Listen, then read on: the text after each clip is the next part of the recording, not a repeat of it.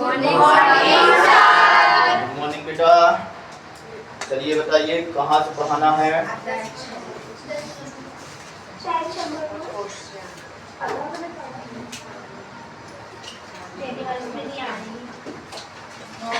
आज हम पढ़ने जा रहे हैं कक्षा 10 की गणित पाठ 6 प्रश्नावली 6.2 का 10वां नंबर प्रश्न। 10वां नंबर प्रश्न। तो चलिए क्या हम पढ़ाना स्टार्ट करें? सभी बच्चे आ गए हैं क्या?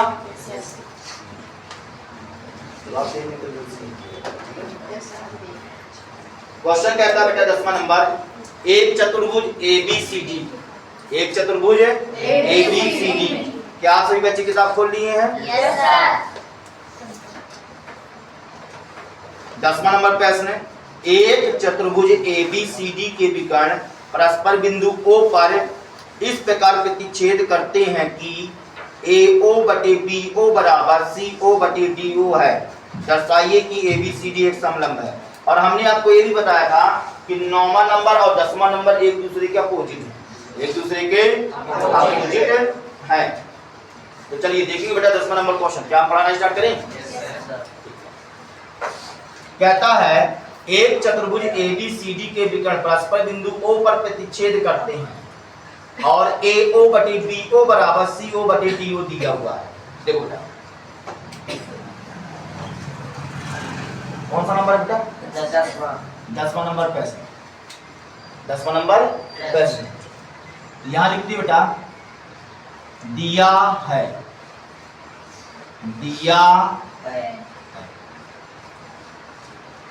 एक चतुर्भुज दिया गया, माना कि एक चतुर्भुज ABCD है, माना कि एक चतुर्भुज ABCD। आगे आप एक चतुर्भुज बनाइए ABCD। अभी हमने नहीं लिखा बेटा कि ये समलंब चतुर्भुज है। आप इसको देख करके बस नहीं बोल सकते कि समलंब चतुर्भुज है। देख करके बस नहीं बोला जा सकता, क्योंकि जब तक आपको बोले ना कि एक ही युग में समांतर है तब तक आप उसको नहीं बोल सकते समलंब चतुर्भुज, ठीक ना। तो यहाँ पर हमने लिखा A B C और D। लिख दी बेटा। क्वेश्चन कहता है कि एक चतुर्भुज ABCD में इसके विकर्ण परस्पर किस बिंदु पर प्रतिच्छेद करते हैं? बिंदु O पर प्रतिच्छेद करते हैं। बिंदु O पर प्रतिच्छेद करते हैं। ये बिंदु O हो गया बेटा, लिख दीजिए यहां पास। विकर्ण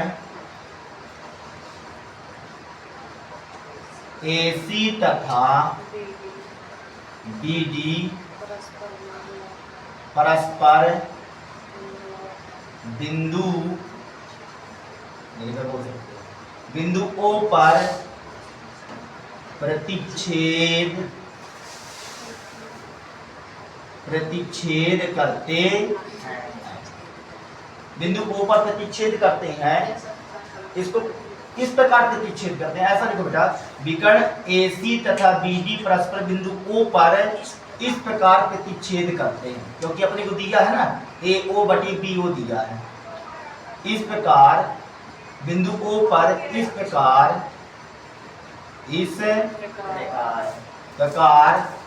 प्रतिच्छेद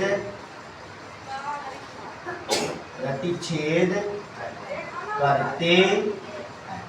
किस प्रकार प्रतिच्छेद करते हैं बेटा? AO बटे BO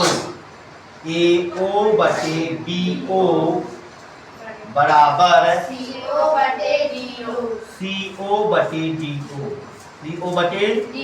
DO। कल आपने इस क्वेश्चन को हल किया था, 9वां नंबर क्वेश्चन हल किया था। तो 9वें नंबर में बेटा आप आगे किस तरह से लाए थे? किसी चीज को AO बटे BO बराबर CO बटे DO, इसको आपने कल क्या किया था? आगे CO को यहाँ रख लिया था, BO को यहाँ पहुंचा दिए थे। मतलब हमारा सिद्ध यही होगा, फिर हम इसको ट्रांसफर कर देंगे। तो AO बटे CO और यहाँ पास बेटा BO यहाँ चला जाएगा, BO बटे DO। इसको आगे आप बना लीजिए, इसको हम ट्रांसफर करते हैं। CO यहाँ चला जाएगा, BO यहाँ आ जाएगा। मालूम है ना कैसे आ रहा है? तिर्यक गुणा से। कैसे? तिर्यक गुणा से।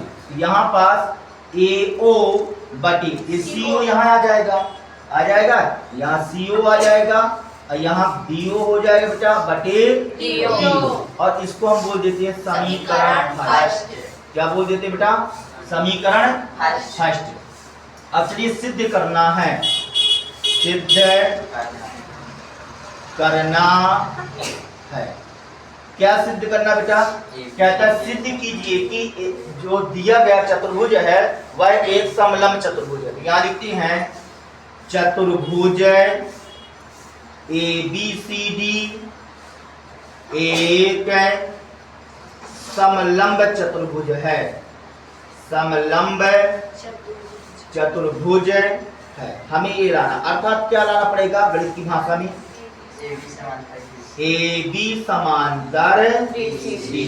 कल की क्वेश्चन में बेटा 9वें नंबर क्वेश्चन में आपको दिया गया था AB समांतर DC और आपको लाना था AO बटे BO बराबर CO बटे DO। आज आपको दिया AO बटे BO बराबर CO बटे DO और लाना AB समांतर DC।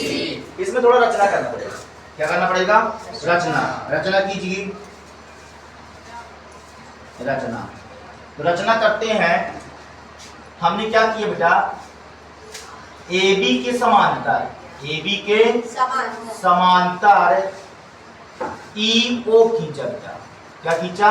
EO। तो समांतर लाना है। नो नहीं, अपने को लाना है AB समांतर DC। AB समांतर DC हमें लाना है, AB समांतर DC लाना है। और अपन ने रचना सोचा, रचना की बेटा AB समांतर EO और रचना की गई चीजें मिट जाएंगी, रचना की गई चीजें मिट जाएगी। हम इसकी सहायता से निकालेंगे, यहाँ तक पहुंचेंगे। ठीक है ना? ये हमने अपने से रचना किया है। इसके बारे में बाद में हम नहीं बताएंगे, इसके बारे में कुछ भी नहीं आएगा हमारा। हम लाएंगे AB समांतर DC, इसको लाना। तो हमने रचना की है बेटा, यहाँ पास कर सकते हैं रचना यहाँ पे। तो यहाँ पास हमने क्या किया बेटा? AB समांतर, हाँ बोलो बेटा बोलो। चलो वही खींचे हैं तो ओ या क्या इस साइड में खींच सकते? खींच सकते हैं, क्यों नहीं खींच सकते? ठीक है, खींच सकते हैं, यहाँ तक भी खींच सकते हैं। यहाँ यक कर दिए, क्या कर दिए? यक कर दिए। तो यहाँ पर बेटा EF समांतर आपने क्या किया बेटा? AB खींचा, AB खींचा जो बिंदु O से होकर जाता है, O से होकर जाता है, O से होकर जाता है। यहाँ पास EF हमने कर दिया है तो थोड़ा सा एक लाइन बढ़ जाएगा संरेखी बिंदु की वजह से। कौन सी बिंदु की वजह से? संरेखी बिंदु की वजह से। क्योंकि कल हमने देखा था कि EO बस की आवश्यकता पड़ी, कल के सवाल में चेक किया गया था जब हल किए थे तो EO बस की आवश्यकता पड़ी थी। ठीक है ना? अब यहाँ संरेखी बिंदु की वजह से हम यक की जगह क्या लिख सकते हैं? O लिख सकते हो, यक की जगह O भी लिख सकते हैं। अब देखो बेटा यहाँ चलते हैं उपपत्ति में। कहाँ चलते हैं? उपपत्ति। आगे एक बात बताइए, आपने रचना की सहायता लिया, रचना में क्या बताया था? EF समांतर AB। जैसे AB गया है वैसे आपका EF गया, वैसे आपका EF गया है। तो यहाँ पर देखो बेटा आपको देखना पड़ेगा ABD, इस त्रिभुज में देखो बेटा, इस त्रिभुज ये दिखाई दे रहा है, ठीक है ना? क्योंकि यहाँ पास अपने को दिया EF समांतर AB, EF समांतर AB, EF समांतर AB तो इस वाले त्रिभुज में देखा जा सकता है या कि फिर इस वाले त्रिभुज में देखा जा सकता है। इस वाले त्रिभुज में नहीं देखना है, इस वाले त्रिभुज में नहीं देखना है, हमको देखना है इस वाले त्रिभुज, ये वाला त्रिभुज बेटा ABD देखो बेटा।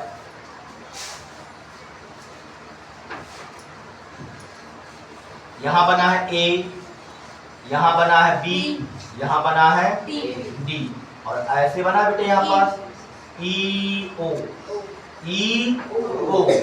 और ए वाली भुजा क्या है बेटा इसके समांतर है। तो जब समांतर थेल्स प्रमेय के नियम से क्या कह दोगे, समान अनुपात में कट जाएगा। तो यहाँ पास लिखिए, एक पॉइंट समझ में आ गया ये त्रिभुज कैसे जानेगा इसके बारे में, है ना। तो यहाँ पास लिखते हैं बेटा त्रिभुज ए बी डी में, त्रिभुज ए बी डी में, त्रिभुज ए बी डी में। कल 9वां नंबर क्वेश्चन पढ़ाया गया, आज 10वां नंबर क्वेश्चन पढ़ा रहे हैं बेटा। दोनों मोस्ट क्वेश्चन है, दोनों मोस्ट क्वेश्चन है, आ जाते हैं पेपर में, ठीक है ना। दोनों में से कोई भी एक फंस सकता है पेपर में, अच्छा क्वेश्चन है। त्रिभुज ए बी डी में, त्रिभुज ए बी डी में देख रहे हैं। तो आपने क्या बताया, ए बी समांतर ई ओ, ए बी समांतर ई ओ। यहाँ पास बेटा ओ समरेखी बिंदु है, कैसा बिंदु है, समरेखी बिंदु है। इसकी वजह से हम यहाँ पास रचना में आपने लिखा था ए बी समांतर डी सी, सॉरी रचना कहाँ गया, ई एफ समांतर ए बी, ई एफ समांतर ए बी। तो एफ की जगह ओ लिखा जा सकता है, एफ की जगह क्या लिखा जा सकता है, ओ लिखा जा सकता है। तो यहाँ त्रिभुज ए बी डी में बात करेंगे, ए बी समांतर ई ओ, इसको कहां से बताया है, रचना, रचना से बताया। अब देखिए आगे इसको मिटा दें बेटा, नहीं नहीं तो लोग बात देखें तो बोलेंगे सब बात है। अब देखो बेटा, जब ई ए बी समांतर ई ओ है रचना से, तो इस त्रिभुज में बेटा थेल्स प्रमेय के नियम से, थेल्स प्रमेय के नियम से, नियम से क्या पॉइंट बन जाएगा बेटा, यहाँ पर ए ई बटे डी ई बन जाएगा। ए लाना क्या है, ए ओ बटे बी ओ, ए ओ बटे बी ओ, बी ओ आ जाएगा ना हमारे पास। यहाँ लिखो बेटा ए ई बटे डी ई बराबर, जैसे यहाँ लिए बेटा वैसे इस साइड भी लीजिए, ए ई की जगह बी ओ बटे डी ओ। अब देखो अब यहाँ पास थोड़ा सा चेक कीजिए, बी ओ बटे डी ओ, अब बी ओ बटे आ गया ना, बी ओ बटे डी ओ, अब बी ओ बटे डी ओ। यदि मान लीजिए आप इस त्रिभुज में जाते हैं यदि, तो आपको ए वाला त्रिभुज मिलता, तो फिर क्या आ जाता, ए ओ बटे सी ओ आता, ए ओ बटे सी ओ आता है, ए वाला पॉइंट आ जाता है। और इस पॉइंट की सहायता से इस पॉइंट की सहायता से भी कर सकते हैं। यहाँ ए बी सी में देख रहे थे और फिर बी सी डी में देख रहे थे, इस पॉइंट की सहायता से आ जाता है। यहाँ पास दे दो बेटा समीकरण सेकंड, यहाँ पास समीकरण फर्स्ट और इसको क्या दे दे बेटा, समीकरण सेकंड, समीकरण सेकंड। समीकरण फर्स्ट चेक कीजिए जो दिया हुआ था, और समीकरण सेकंड चेक करो बेटा। आपका राइट राइट क्या है, बराबर, लेफ्ट लेफ्ट क्या हो जाएगा, बराबर हो जाएगा। यहाँ पास बात करना चाहते हैं समीकरण फर्स्ट एवं सेकंड से, फर्स्ट एवं सेकंड से, समीकरण सेकंड से। लक्ष्मी समझ में आया, ये कौन समझ में आ गया। अब देखो यहाँ पास बी ओ बटे डी ओ, बी ओ बटे डी ओ, तो जब राइट राइट बराबर है तो लेफ्ट लेफ्ट क्या हो जाएगा बेटा, बराबर हो जाएगा। तो यहाँ से लिखेंगे ए ई बटे डी ई, ए ई बटे डी ई बराबर, यहाँ पास क्या बेटा आ जाएगा, ए ओ बटे सी ओ, ए ओ बटे सी ओ, ए ओ बटे सी ओ। हाँ बोलो सर कहाँ है, ए है ना बेटा, देखो समीकरण सेकंड और समीकरण फर्स्ट, ये देख रहे हैं, हमने लिखा है समीकरण फर्स्ट एवं समीकरण सेकंड से, ठीक है ना। मतलब समीकरण दो चेक कीजिए, समीकरण फर्स्ट चेक कीजिए। समीकरण फर्स्ट है दिया है, हमें एक किताब दिया हुआ था, क्वेश्चन में है। तो यहाँ पास बी ओ बटे डी ओ, अब बी ओ बटे डी ओ, राइट राइट क्या है, बराबर है, तो लेफ्ट लेफ्ट क्या हो जाएगा, बराबर हो जाएगा। तो हमने आगे इसको लिख दिया समीकरण दो वाला, ए ई बटे डी ई और ए ओ बटे सी ओ, वो दिक्कत। अब देखो बेटा ए ई बटे डी ई और ए ओ बटे सी ओ मिलेगा कहाँ हमें, ए ई डी ई ए ई और डी, यही है बेटा, ए ई और डी ई। फिर क्या है, ए ओ यहाँ मिलेगा और सी ओ यहाँ मिलेगा। मतलब इस त्रिभुज में देखना पड़ेगा यार अपने को, है ना। क्या नाम इसका, ए सी डी, त्रिभुज ए सी डी में। देखो बेटा, त्रिभुज ए सी डी में, ए सी डी में, तो ए सी डी में देखते हैं जब हम, तो हमारा त्रिभुज कैसा बना हुआ है, इस स्टाइल से बना हुआ है। यहाँ ए, यहाँ सी, यहाँ डी, और यहाँ पास बेटा ऐसे गया ये रेखा, ऐसे गई है, यहाँ ई, यहाँ बेटा ओ। अब यहाँ पास आपने बोला है, चूंकि ऐसा बोला कि ए ई बटे डी ई बराबर ए ओ बटे सी ओ, इसको समीकरण दे दो बेटा, इसको क्या दे दो, समीकरण दे दो। यहाँ पास लिख दे समीकरण, समझ जाएंगे आपको। समीकरण कौन सा, थर्ड, समीकरण थर्ड। ये बताइए बेटा, आपने समीकरण 3 से, कहां से बेटा, समीकरण 3 से क्या निष्कर्ष निकलता है। इस समीकरण लिखने की जरूरत नहीं है, क्या समीकरण लिखो, समीकरण लिखो, पास से निकला हुआ है ए ई बटे डी ई। समीकरण 3 से आप क्या कहना चाहते हो कि सर ये समान अनुपात में बढ़ रहा है। कैसे बढ़ रहा है, समान अनुपात में। देखो इस चित्र में देखो, ए ई बटे डी ई और ए ओ बटे सी ओ, ये समान अनुपात में बढ़ रहा है। कौन बढ़ रहा है बेटा समान अनुपात में, ई ओ, ई ओ। तो ये बताइए, जब ये समान अनुपात में बांट रहा है तो तीसरी भुजा की क्या हो जाएगा, समांतर हो जाएगा। किस नियम से, समीकरण 3 से, समीकरण 3 में, समीकरण 3 से हेल्स प्रमेय के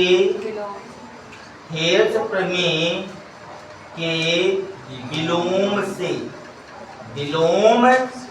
तो थेल्स प्रमेय के विलोम से क्या निष्कर्ष निकल जाएगा बेटा कि ए वाली भुजा क्या हो जाएगी, समांतर। तो यहाँ लिखेंगे बेटा ई ओ समांतर डी सी, ई ओ समांतर डी सी। आएगा कि नहीं आएगा, आएगा ना। थेल्स प्रमेय के विलोम से ई ओ समांतर डी सी। अब आप कहना क्या चाहते हो कि सर ई ओ जो है डीसी के क्या है, समांतर है। और रचना में तुमने क्या कहा था, रचना में तुमने कहा था कि ई एफ समांतर ए बी।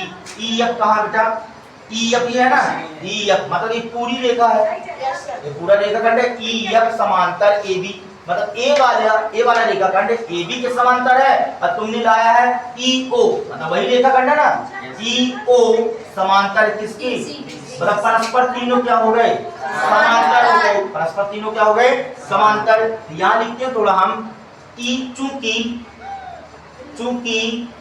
ई ओ समांतर डीसी, ई ओ समांतर है कि नहीं है, इसको आपने लाया है, हेल्स प्रमेय के विलोम से आपने इसको लाया है। अब चूंकि हमको दिया गया है ई ओ समांतर डीसी, एक कहां तुमने बताया है, रचना में। कहां बताया है, रचना में। तो इन दोनों से निष्कर्ष क्या निकलता है कि तीनों के तीनों परस्पर क्या हो जाएंगे, समांतर हो जाएंगे। तीनों के तीनों परस्पर क्या हो जाएंगे, समांतर। ई ओ समांतर डीसी, ई ओ समांतर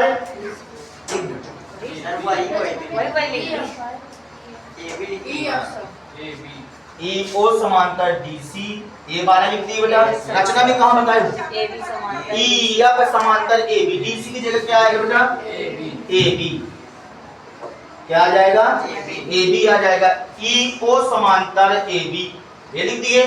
तो हमको निष्कर्ष क्या निकलता है कि तीनों परस्पर क्या हो जाएंगे, समांतर हो जाएंगे। इसलिए क्या लिख दिए बेटा, इसलिए यदि चाहो तो ए बी समांतर डीसी बस लिख सकते हो, यदि तीनों समांतर कर सकते हो। ये तीनों परस्पर समांतर हो जाएंगे कि नहीं हो जाएंगे, जब ई ओ डीसी के समांतर है और ई ओ ए बी के समांतर, तीनों परस्पर क्या हो जाएंगे, समांतर हो जाएंगे। मतलब हम कहना चाहते हैं कि ए बी समांतर ई ओ समांतर हो जाएगा ना।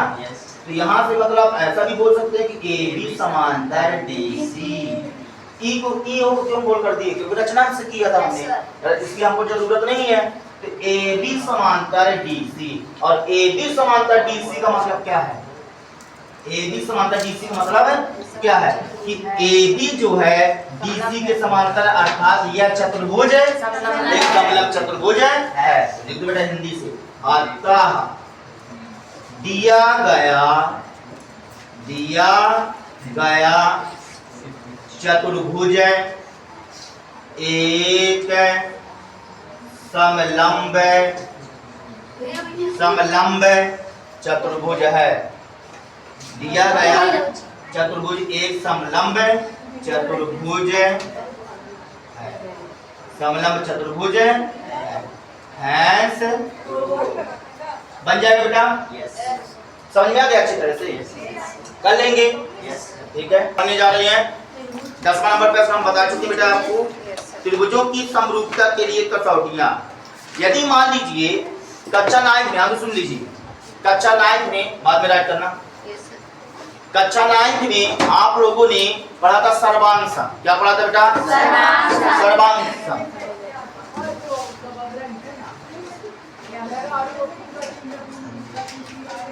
कक्षा 9 में आप लोगों ने पढ़ा है, कक्षा 9 में क्या पढ़ा था बेटा? सर्वांशम के बारे में।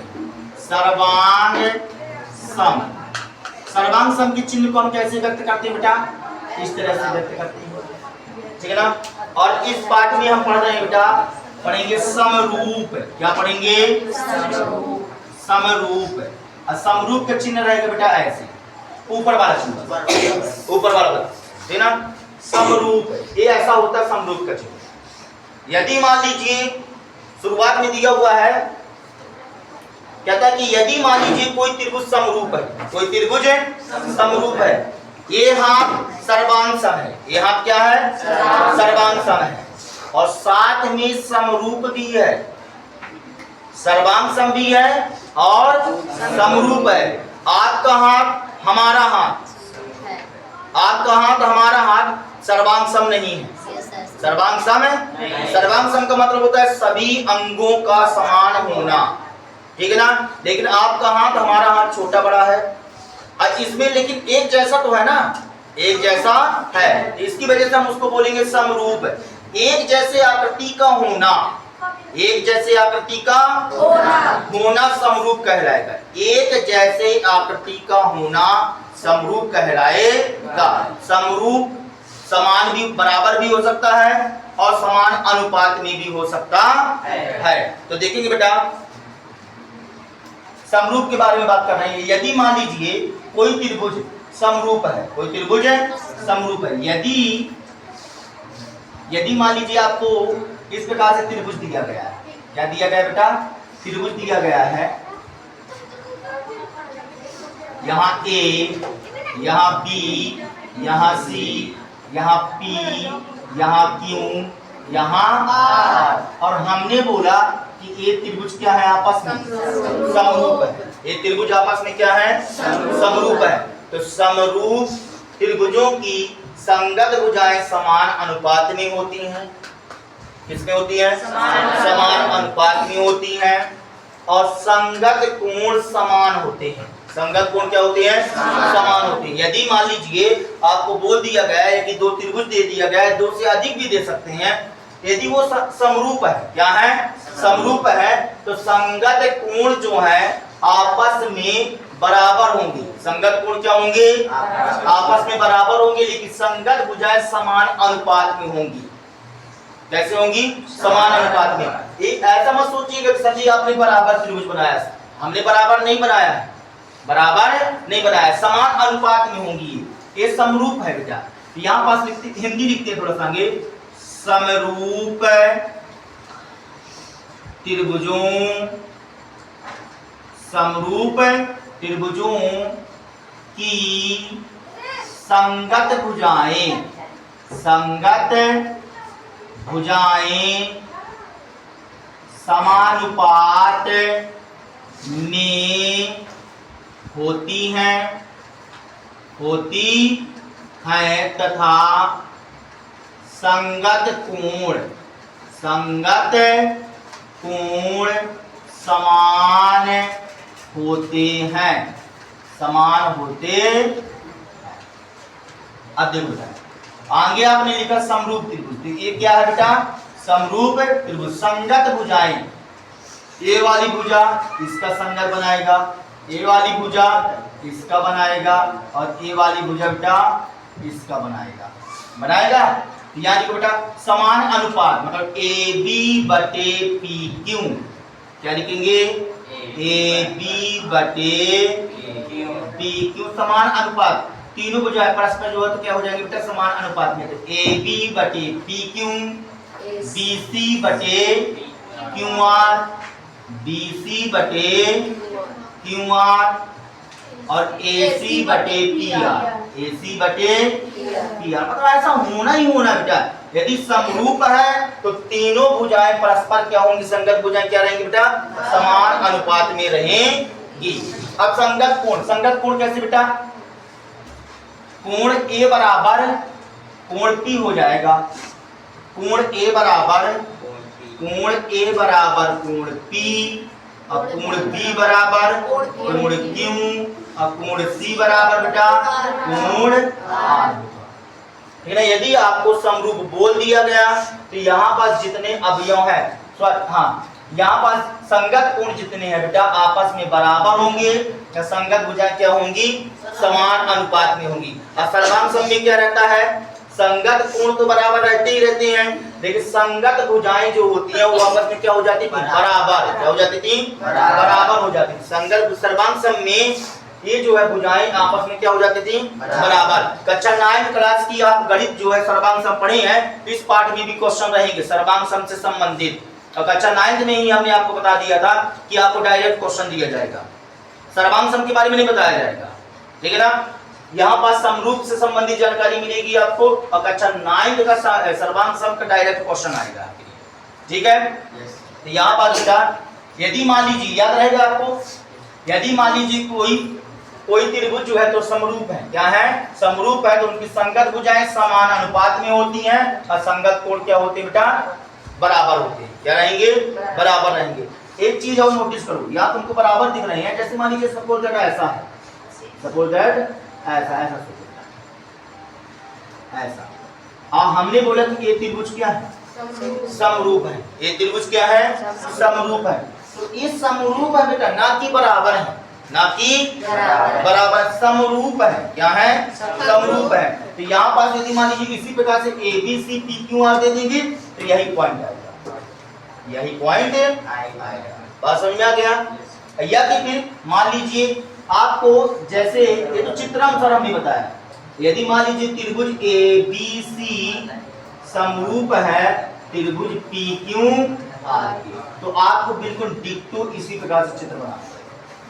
फिर ऐसा या छोटा बड़ा भी बना सकते हैं, क्योंकि छोटा बड़ा से तो मतलब नहीं है यहाँ पास, तो हम जो है तो इसी प्रकार से बनाएंगे। जैसे यहाँ पॉइंट लिखा है ना उसी प्रकार से, जैसे सर्वांग सम में फिट किया करते थे कि कौन किसमें चिपक गया, उस स्टाइल से हम काम करेंगे यहाँ पर। ठीक है ना, कसौटियों के बारे में हम कल पढ़ाएंगे, कसौटियों के बारे में कल पढ़ाएंगे। ठीक है ना, चलिए आज के लिए तैयार काफी है, इतना धन्यवाद। बाय कर बाबू जी।